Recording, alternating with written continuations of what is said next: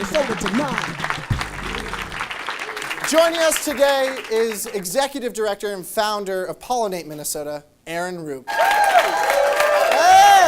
Thank you so much. Please have a seat.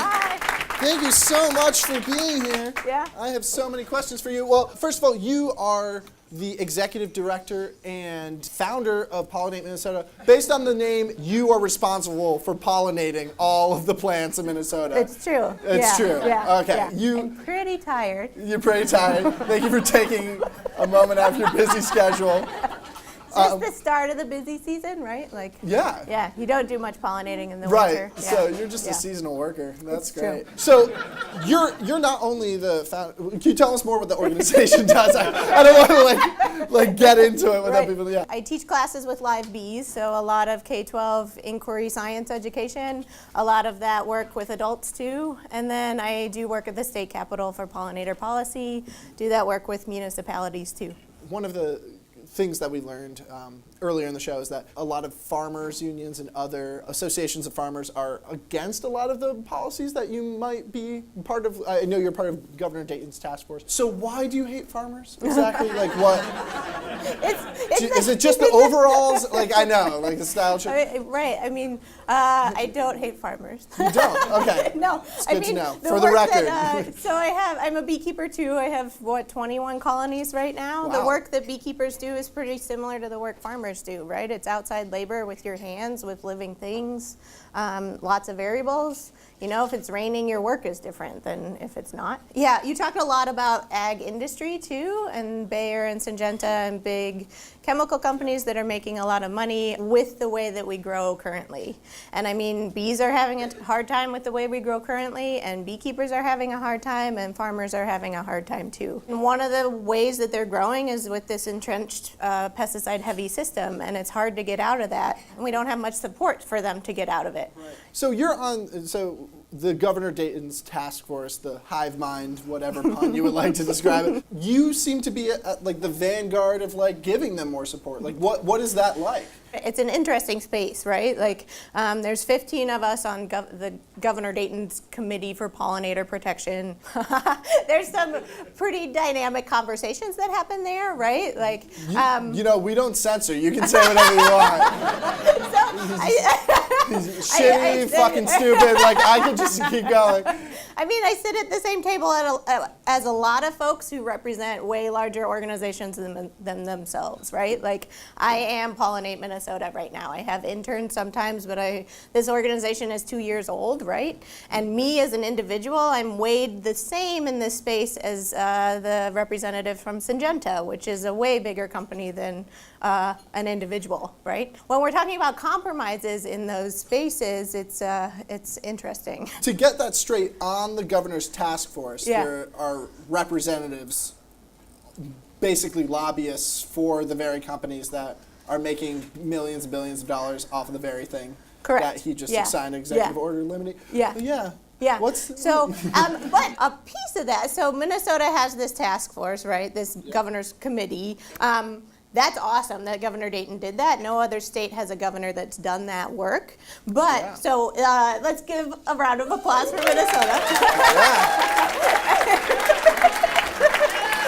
Beautiful.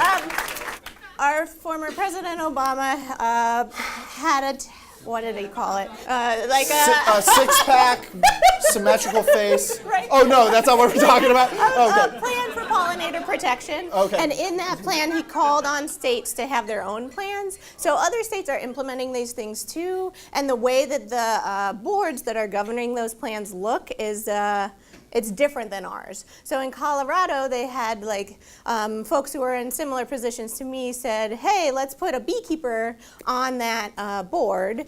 And I think somebody from Monsanto potentially became a beekeeper, started a new beekeeping organization, and the state picked that guy to be on the board. No! Which is that. So, there's some banana stuff going on. That is BANANAS bananas. Gwen Stefani is not having that shit. Yeah, it's a really nice frame on what power's doing to our world, right? So, okay, let's move from the depressing, conniving, maniacal stuff to to some good stuff. Like, what are some like really cool bee facts that you think everyone should know? Like, So I really like talking about the bee movie. I'm glad you talked about it. You like so much. talking about bee so movie? it's a I really, do too. Yeah. It's a really excellent way to introduce critical film theory to second graders. Right. It's like either this or Fellini. It's like those I know two. which one to start with. Because does anyone know the gender of most worker bees? They are always, all the time, all girls. This is That's right. a bona fide lady story, and Hollywood told it with boys. Jerry Seinfeld told it with boys, right? That's the main information you want to give. Once again, Bee movie is inaccurate. Right. That's the crux of my work, yeah. No, if anybody knows Jerry Seinfeld and wants to direct his donations somewhere, like both of these organizations are pretty good ones. You could just donate one of his Porsches. He's got plenty of them. Yeah. You know, the facts that you shared about bees being critical to our food system, those are pretty tangible things. We have 400 different species of bee in Minnesota. So we have honeybees, and they live all together in a hive. And then most of our other bees are solitary, so they live more like butterflies do. To be a bee, you're an insect with hair, and you eat nectar and pollen for the most part. Seems like a good life. So what can we do as individuals to like do something to support the bees, to try to challenge the powerful interests that are doing the opposite? I mean, a lot of these days we're told is like you and I as people are all the reason why all the problems exist, right? Like individuals are responsible for all the things, and I deeply resent that as an individual. But with bees, if you plant flowers in your yard, if you keep the spaces that you manage pesticide free, you'll see more bees in those spaces. A lot of those 400 bees have really small areas where they live, and then connect with the folks who represent us too, right? We heard that from Erin. Call your legislators. This is a good issue for that too. Right now, in our legislature, most everything is almost out of it and at Governor Dayton's desk. So call Governor Dayton. Also connect with your municipalities at local level too. We have 26 pollinator-friendly communities now. And thank you for making that work happen. Hey. Everyone, Erin Rupp, Executive Director of Pollinate Minnesota. Thank you once again. Minnesota tonight. Minnesota tonight. Yeah.